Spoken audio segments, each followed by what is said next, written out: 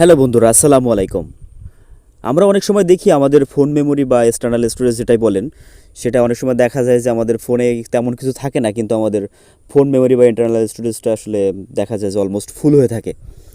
আমরা আসলে এর কারণ খুঁজে পাই না, আসলে কী কারণে আমাদের ফোন ফোন মেমোরিতে আসলে কী আছে যার কারণে আমাদের ফোন মেমোরিটা আসলে ফুল হয়ে থাকে। তো এর অনেকগুলো কারণ আছে, যেগুলো আসলে একটা একটা করে আমি আপনাদের আজকে দেখাবো আসলে কিভাবে আপনি আপনার এই ফোন মেমোরি আসলে কী কারণে ফুল হয়ে যাচ্ছে, বা কী কারণে ফুল হয়ে যাচ্ছে, এবং আপনি এতে কীভাবে আপনি এই ফোন মেমোরি বা এক্সটার্নাল স্টোরেজ খালি করতে পারেন।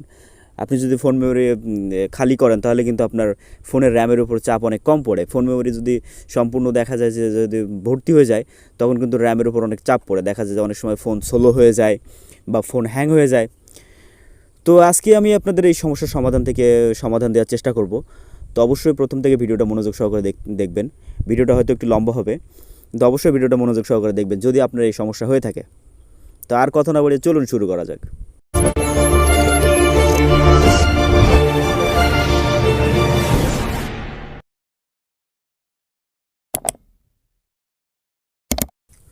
তো আমাদের ফোনের ইন্টারনাল স্টোরেজ ফুল হওয়া এবং ফোন হ্যাং হওয়া বা গরম হওয়ার প্রথম যে কারণটা, সেটা হলো আমাদের ফোনের প্লে স্টোর।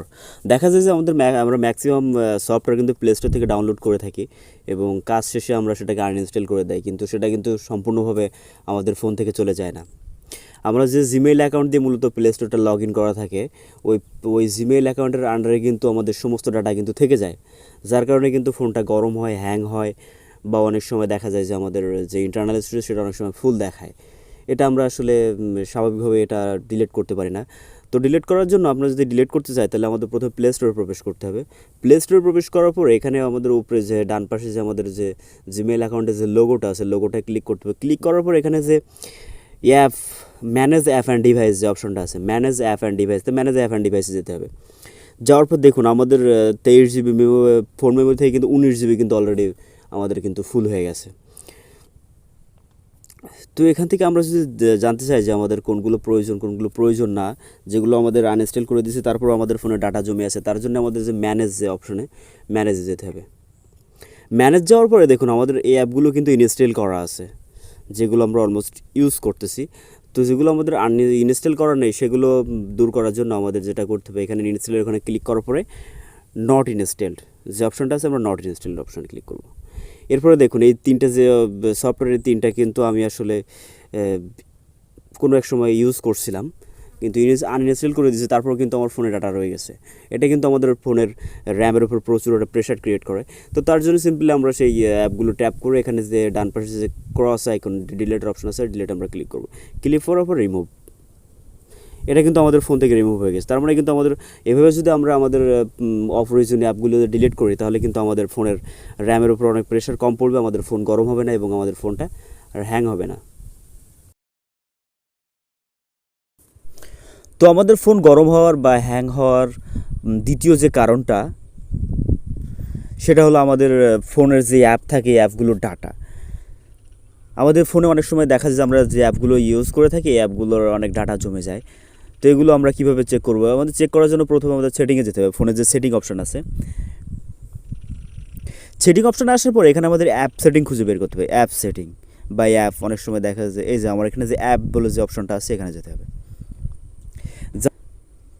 সিস্টেম অ্যাপ সেটিংসের নিচে যে ম্যানেজ অ্যাপস যে অপশনটা আছে, আমরা যদি ম্যানেজ অ্যাপসে প্রবেশ করি, তাহলে এখানে কিন্তু আমাদের সমস্ত অ্যাপগুলো কিন্তু এখানে শো করবে।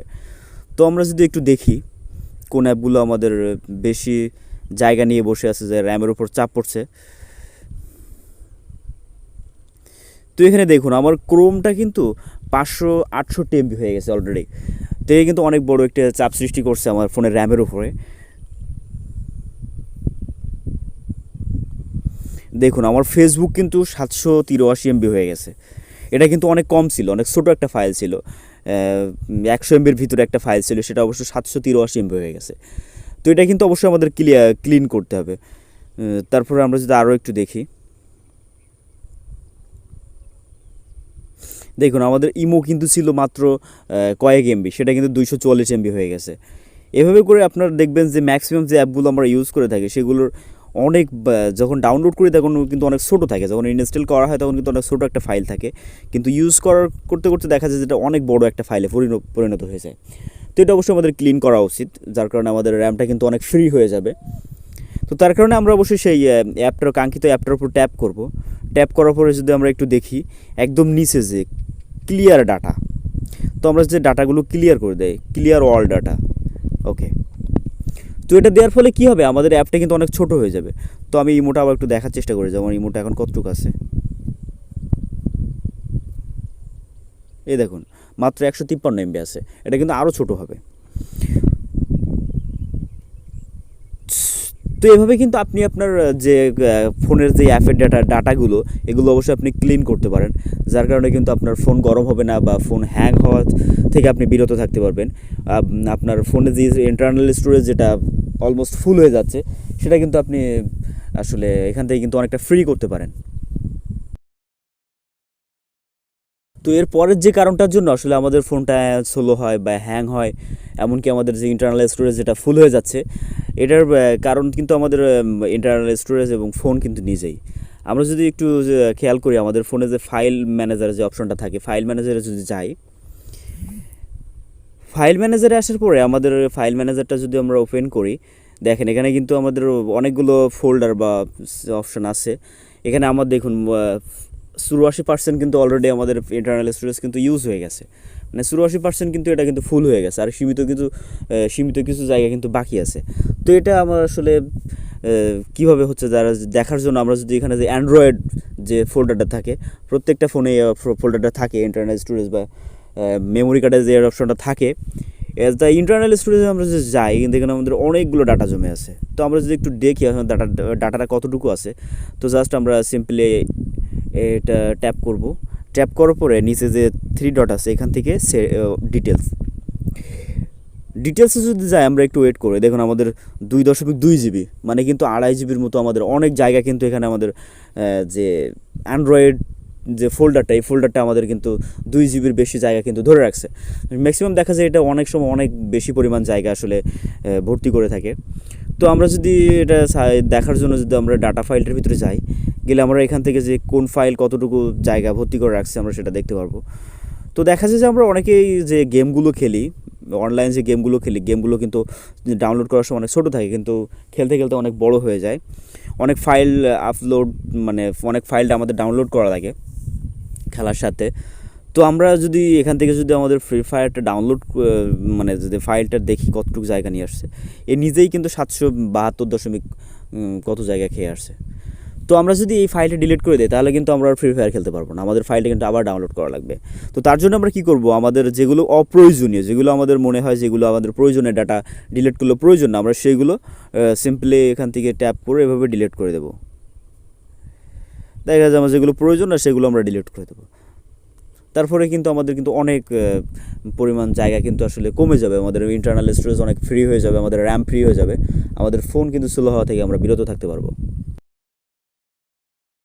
তো এর পরের যে কারণটা আমরা দেখি আমাদের ফোনে, প্রত্যেকটা ফোনেই কিন্তু একটা ক্লিন অপশান থাকে, ক্লিন বা ক্লিয়ার, ডাটা ক্লিয়ার এরকম একটা অপশান থাকে। তো আমার কাছে ক্লিনার আছে, তো আমরা যদি এটা ট্যাপ করি, তো আমাদের এই সফটওয়্যারটা এমন জিনিস, মানে সমস্ত ডাটা কিন্তু আমরা যখন যতটুকু ইউজ করবো ইউজের ওপর কিন্তু এই ডাটাটা জমে। তো আমরা চাইলে কিন্তু এখান থেকে দেখুন আমাদের 203 MB কিন্তু অলরেডি ডাটা জমে আছে।